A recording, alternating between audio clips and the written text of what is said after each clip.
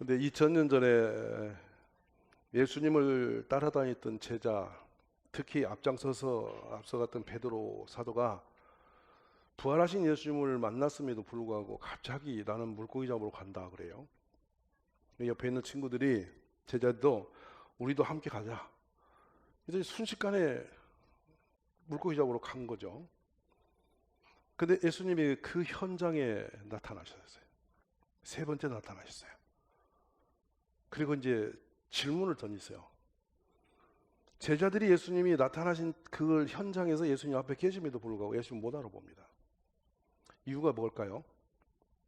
못 알아본 이유. 고기 잡는데 워낙 신경을 많이 쓰다 보니까 앞에 예수님이 계시는 하나님께 상관없어요. 여러분 혹시 그런 분 안 계세요? 먹고 살기 정신없어서 예수님 잊어버리고. 틀림없이 거리가 생길 수 있어요. 인간적인 냄새가 펄펄 나죠. 우리들 모습으로. 근데 밤새 그물질을 했는데 신비로운 일은 빈손이라는 거예요. 이해되시죠? 빈손으로 헛그물질 했는데 그들이 가장 필요한 게 무엇인지를 예수님은 알고 계셨습니다. 밤에 물길질이라는 거 했을 때 여러분 혹시 물길이라는 거죠. 물일이라고 그러는데요. 바다나 이런 물 속에 들어가서 뭘 하면요. 정말 체력 소모가 엄청납니다.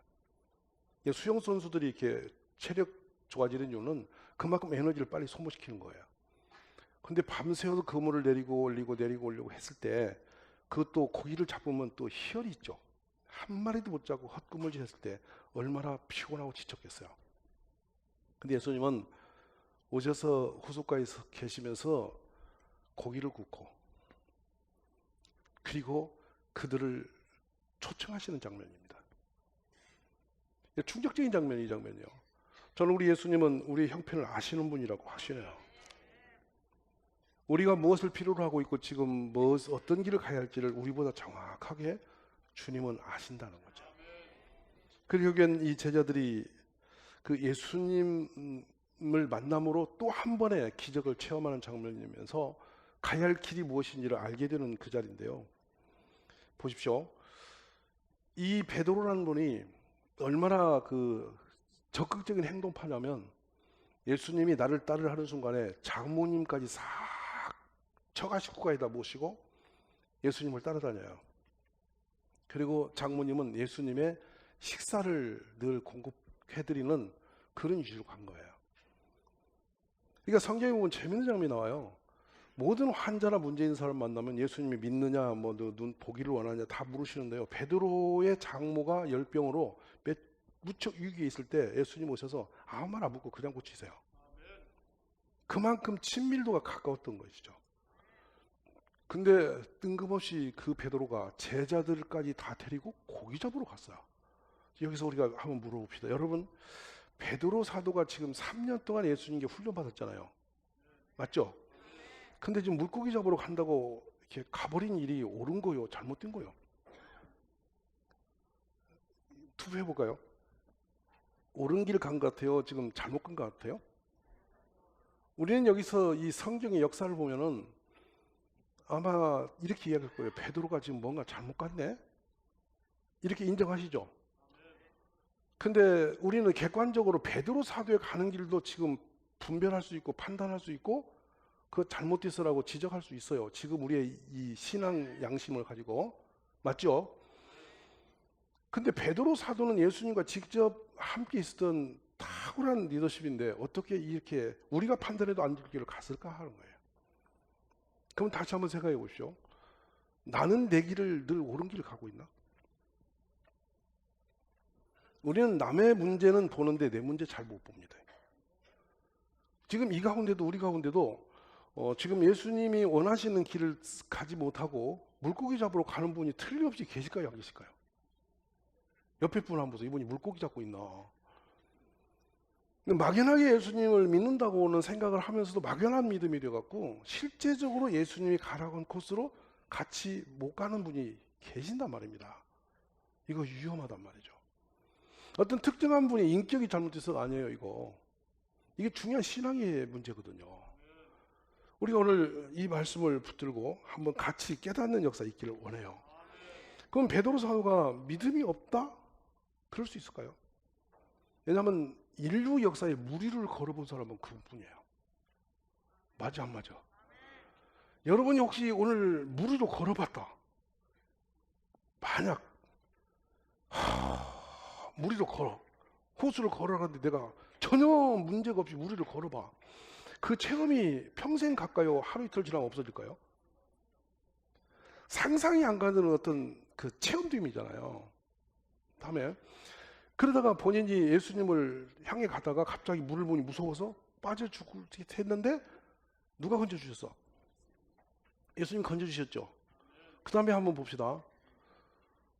오병이어입니다. 도시락 어린이가 들고 있는 도시락 하나 가지고 5천 명에게 나눠주고 12관계가 남았어요.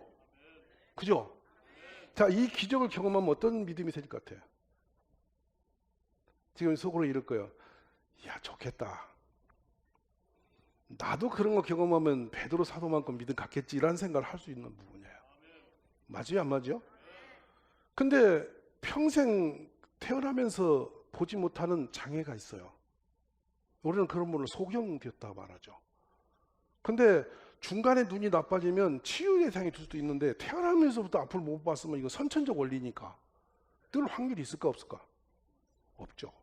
근데 예수님이 보기를 원하느냐고 고치시니까 보았단 말이에요. 맞죠? 그러면 40년 동안 앉아서 걷지 못하는 사람은 고칠 수 있어 없어? 여러분 상식으로 대답만 하셔. 고칠 수 있어요 없어요? 없죠. 근데 예수님을 만난 순간 일어나 걸었어요. 맞죠? 이건 우리는 안 봐서 성경이 기록하니까 믿는 거죠. 그리고 역사가들이 다 이 얘기를 하니까 그 현장이구만. 근데 그 현장에 누가 있었냐면 이 베드로와 제자들은 같이 거기에 있었단 말이에요. 아멘? 근데 예수님을 따라 나섰는데 3년 동안 이들은 물고기 잡았나 안 잡았나? 농사 지었나요 안 지었나요?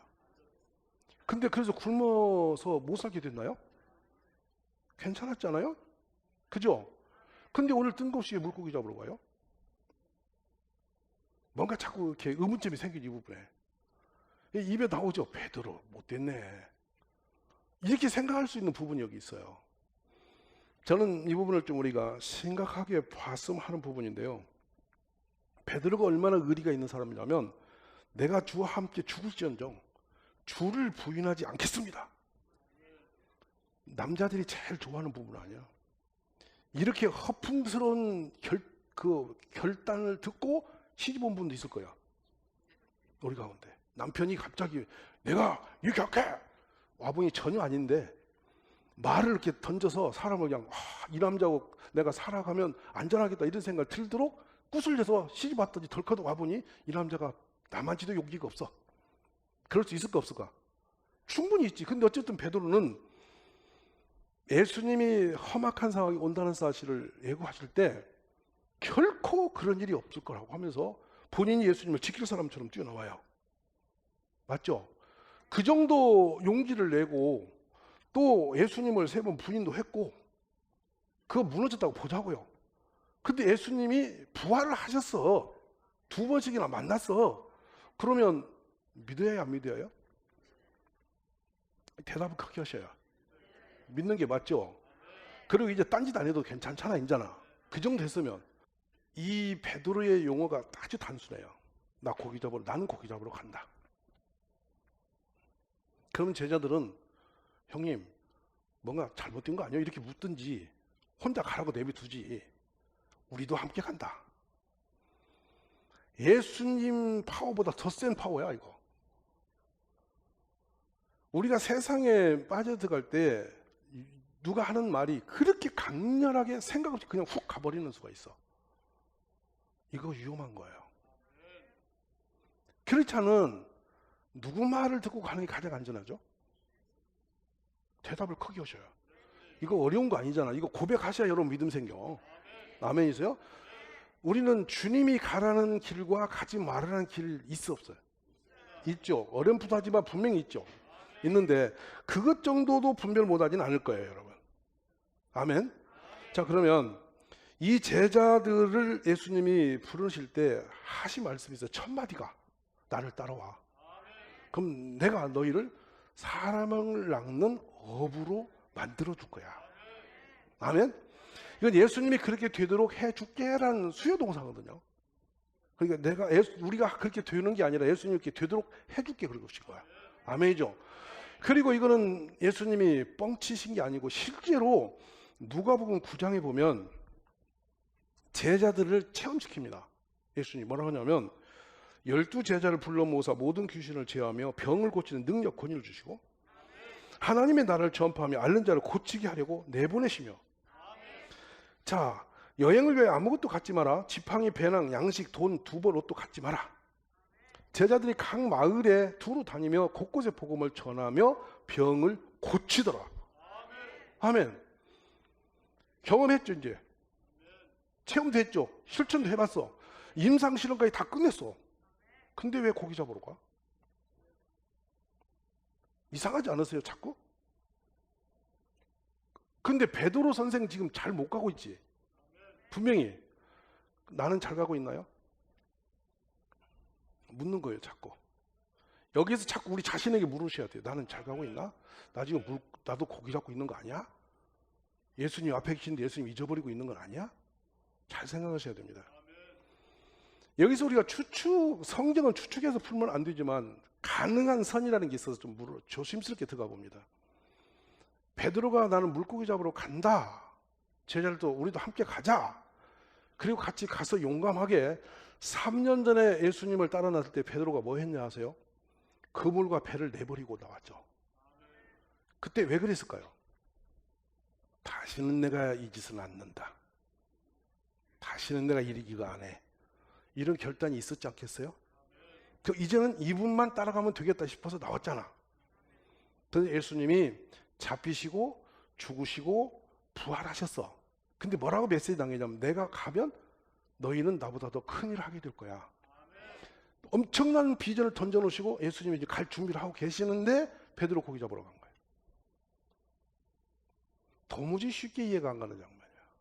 근데 우리가 이런 길에 가기 딱 좋은 사람들이 신앙의 길에 선 분들이라는 사실이에요. 이 베드로 사도가 짚었던 이 부분이 우리들의 일상에 많이 우리가 그 길로 가서 무너지고 있음을 보여줄 수 있는 하나의 표본이 아닌가 싶은 거예요. 자, 그러면 이제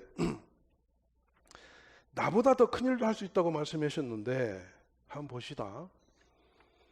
주님의 이 말씀을 다 들을 때 베드로나 제자들은 어떤 생각을 가지고 있었길래 이랬을까 하는 거죠. 다시 말씀을 접으면요, 우리가 듣기는 들어도 깨닫지 못하고, 아멘입니까? 들었으나 다 잊어버리고 말씀을 내 삶으로 가져오지 않고 또 신앙을 내 삶으로 이루지 않고 형식적인 종교인처럼 이렇게 건조하게 교회를 다니면 우리는 이런 사람의 길을 갈 수가 있어요. 그토록 간음한 여인이나 세리로 민족의 혈세를 훔쳐먹고 사는 도둑들도 제자로 불러가시는 주님이 말을 이중구도로 갖고 있는 이 바리새인들에 대해서는 격하게 분노하시거든요. 왜냐하면 많은 사람들에게 영향을 미치기 때문이에요. 그래서 신앙은요, 살아내는 게 무척 중요한 거예요. 아멘. 말씀대로 살아주시기 바랍니다. 그러면 예수님이 하라는 대로 가고 하지 말라는 대로 안 하면 축복이 있을까요, 없을까요? 그 길보다 강한 삶은 없습니다. 자, 고기 잡는 어부가 예수님의 제자가 됐다는 것이 쉬운 일이에요? 이거 상상이 안 가죠. 근데 베드로가 그 존귀함을 못 느끼고 있는 거예요. 그러니까 옛날에 물고기 잡는 쪽으로 갈 수밖에 없는 사람이 되어 있는 거예요. 이게 참 기가 막힌 일이에요. 오늘 깨달아 보시기를 바랍니다. 두 번째로, 부르신 사람을 받았으면 우리에게 딱 또 하나 따르는 게 있어요. 뭐하고 사냐고. 달란트 비유예요. 달란트 주었대요. 우리의 역량만큼 주셨대. 그것 들고 뭐 했냐고 물으시는 거야. 충격이에요. 근데 결산하신대. 근데 2달란트, 5달란트는 열심히 했어. 그래서 뭔가 남겼어. 근데 1달란트가 주인은 심지 않고 거두지 않는 데서 구하는 자라고 하면서 오해하면서 묻어놨다 들고 왔다고. 그랬더니 그는 뺏어서 5달란트 주고 이는 어두운 곳에 내버렸어. 나는 몇 달란트 같아요? 주로 우리가 넘어지는 곳이 이 부분이에요. 예수님이 나를 부르셨으면 내가 어떤 예수님의 안에서 해야 할 일이 분명히 있었기 때문에 부르셨는데, 빈손 들고 여러분이 예배당만 왔다 갔다 하신다면 위험한 거라. 할렐루야. 얼마나 놀랍냐면, 너희가 나를 알고 믿으며 내가 그인 줄 깨닫게 하리 함이라. 나의 전에 지음을 받은 신이 없었느니라. 나의 후에도 없다. 여호와께서 자기를 위하여 경건한 자를 택하신 줄 너희가 알지어다. 내가 그를 부를 때 여호와께서 들으시리로다. 여호와께서 자기를 위하여 야곱 이스라엘을 자기의 특별한 소유로 택하셨음이로다. 자격 없는 지렁이 같은 야곱을 부르시는 것이 하나님이십니다. 아멘이십니까? 그러면서 누가 하면서 로마서에서 사도 바울은 능히 하나님께 택하신 자들을 고발하겠냐. 의롭다 하신 이는 하나님이시다. 할렐루야. 이러면서 부르심에 대한 감격을 노래하고 있어요. 오늘 이렇게 같이 하신 여러분, 하나님이 여러분을 아세요. 그리고 택하셨어요. 이걸 믿으시기를 주의 이름으로 축원합니다. 우리는 택하신 분 하면 노아나 아브라함이나 야곱, 모세, 사무엘 이렇게 위대한 사람만 이름을 기억을 하고 나는 아닌 것처럼 착각하지 마세요. 여러분이 아브라함보다도 귀한 분이에요. 은혜가 있기를 주의 이름으로 축원합니다. 다윗을 택하시되 양의 우리에서 취하셨다. 맞잖아요. 목동을 들여다가 왕을 삼으신 분이 주님이세요. 그러면 물고기 잡는 베드로를 잡아다가 사람 낚는 업으로 바꾸신다고 했는데, 베드로가 넘어진 이유는 뭐냐? 예수님이 올라가신다니까 예수님을 향한 기대, 소망이 사라져버린 겁니다. 그러니까 이제는 예수님 덕으로 못 사니 내 힘으로 살겠다고 뛰어나갔던 거예요. 오늘 깊은 부분이 있습니다. 여기 그럼 보십시다. 로마서 15장 13절 말씀을 한번 열어보시겠습니까? 죄송합니다. 성경을 찾고 갑시다. 여기 로마 15장 13절.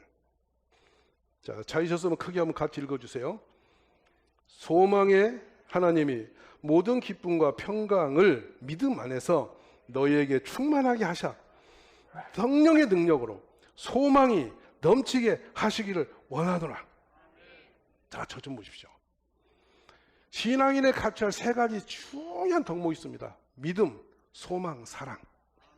이거는 있다가 없고 없다가 있고 이렇게 하기가 항상 있을 것이다. 말씀 아멘. 그냥 신앙인이 제대로 코스를 가려면 항상 믿음이 있어야 돼. 두 번째 소망이 있어야 돼. 세 번째 사랑이 있어야 돼. 근데 중앙에 뭐가 있어? 소망이 가운데 있죠. 이걸 더 이해 쉽게 알려드릴게. 처음에 뭐가 있어야 해? 믿음이 있어야 돼. 그 다음에 뭐? 소망이 있어요. 끝에 뭐요? 사랑이 있어요. 그 중에 제일은 사랑이야. 사랑은 결실이에요. 결실. 열매. 그러니까 믿음의 열매로 사랑은 나타나는 거야. 소망이 없으면 믿음 가질 필요 없습니다. 기대하고 소망할 게 없는 사람을 사랑할 이유도 없습니다. 소망이 있어야 믿음도 일어나고 사랑도 하게 됩니다. 아멘. 우리가 가족이 아니라 이웃도 어떤 사람을 만나도 기대가 되어야 더 오래 간다고. 근데 완전히 실망해서 문 닫아버리면 그 사람을 사랑할 이유가 없는 거라니까. 맞습니까? 안 맞습니까? 그래서 항상 성도가 신앙의 발걸음을 두를 때 늘 여러분 기도는 왜 하죠? 하나님을 소망하기 때문이에요. 내가 고백하는 거 응답하실 거 믿기 때문이에요. 예배당에 왜 오십니까? 말씀을 하나님이 들을 때 나에게 은혜 주심을 소망하기 때문인 거예요. 그러니까 소망 없는 믿음은 그냥 추락해버리는 거예요. 소망을 다시 쉬운 말씀으로 바꾸면 하나님을 기대한다는 거예요. 기대. 그래서 이 종들이 여주인의 손을, 남종이 남주인의 손을 바라보듯이 주님만 바라봅니다라는 시편이 그리 나온 거예요. 왜냐하면 창고에 이 그냥 마른 떡을 구워 놓은 거를 농부들이, 종들이 일하고 오면 딱 창고 열고 주인이 바구니에다 담아 놔서 놓아주는 거예요. 먹을거리를. 근데 그 여주인이 마음에 들면 2개 줘. 남종일 이런 걸 수고를 보면 너무 고생, 너무 배고프다. 2개, 3개 줄 수 있어. 누구 권한이야? 주인의 권한이야. 그러니까 성도가 그 마음을 가지라는 거야. 하나님이 나에게 은혜 주시기를, 복 주시기를, 나에게 응답 주시기를, 내 모든 어둠을 물리쳐 주시기를, 하나님은 나를 지켜주시기를 계속 소망하며 교회 오는 것이라는 거예요. 근데 지금 베드로가 예수님 올라가신다 할 때 소망이 꺼져버린 거지. 그러니까 자기 힘으로 살겠다고 티 나가서 물고기 잡으러 가는 거야. 예수님이 앞에 오셔도 몰라봐. 왜 몰라보죠? 고기 잡는데 호숫가에 오셨어, 예수님이. 근데 제자들이 하나도 몰라봐. 왜? 여러분이 답을 내봐. 왜 몰라봤을까? 물고기 잡는데 빠져서 정신을 팔아갖고 예수님이 오든지 하나님 오시든지 몰라. 이제 세상에 빠져버리면 그냥 앞뒤가 안 보이는 거예요. 이렇게 제자들이 갔지. 심지어 얼마나 물고기 잡는데 진액을 쏟았으면 우통을 벗고 막 그 정신을 놓고 잡다가 주시다 소리에 놀라서 우통을 걸터있고 물속으로 전부 빠졌다니까. 나보니 예수님인 거야. 얼마나 창피했게. 근데 이 사람이 무너지면 뻔뻔해져요. 주님이 아침밥을 걸다가 고기를 구워주니까 너 그거 받아먹고 앉았어요. 맞아요, 안 맞아요? 성경 기록대로예요. 받아먹는데 그 너무나 잘 먹어서 모지니까 너가 잡은 것 좀 갖고 오라고 또 해서 그것까지 구워줬어요. 다 먹으시오? 이게 누구요? 누구야? 여기서 물어봅시다. 우리 부인이 뻔뻔한 거 있어요, 없어요? 우리 남편이 뻔뻔한 장면이 있어요, 없어요? 여러분 안 그런 척 하지 마. 다 뻔뻔한 것이 있어. 우리가 드러내지 않아서 그렇지. 맞죠? 맞다고요. 그렇게 살아가는 인생이에요. 연약한 거예요. 근데 우리 주님이요, 놀라운 얘기를 하시죠. 요한애를 시므나 네가 다른 사람들보다 나를 더 사랑하느냐? 이걸 물으세요. 근데 바로 대답합니다. 그걸 모르셨어요? 당연히 그렇죠. 거기다 토를 답니다. 받아치기 합니다. 내가 주님을 사랑하는 거 주님이 모르셨습니까? 지금 뭐하고 다가 잡혀갖고 소리하고 있어? 웃기는 장면, 이 장면. 두 번째 또 물어. 근데 이분은 아주 용기를 내서 대답해요. 세 번째는 찔려갖고 부끄러워서 겨우 주님이 아시지요 이래. 맞습니까? 안 맞습니까? 베드로가 가야 할 길을 이제 짚어주신 거죠. 주님이 참 눈물 나는 한 장면을 남기세요. 이제 가서 내 양을 먹이라. 물고기 잡지 말고 내 양을 먹이라. 자, 되게 역설적이에요. 자기 먹을 것이 없어서 지금 물고기 잡아야 산다고 뛰어간 사람 보고 예수님이 그 이상한 일을 하고 있는 베드로 보고 이제는 네가 나 사랑한다면 가서 내 양을, 성도들을 먹여. 왜요? 베드로 자신의 인생도 감당을 못해요.